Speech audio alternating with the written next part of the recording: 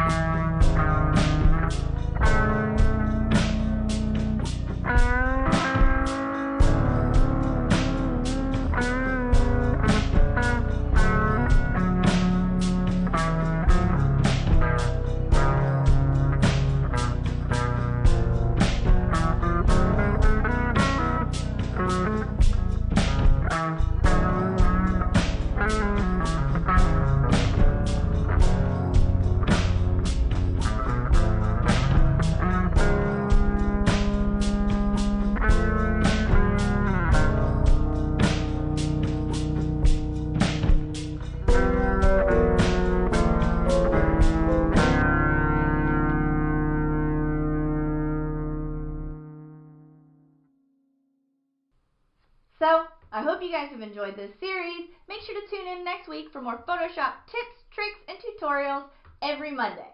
Make sure to like this video if you learned something new, subscribe to my channel, and ring the bell so you can be notified every time a new video is uploaded every week. Jane Corley, PicVisions. See you later, guys.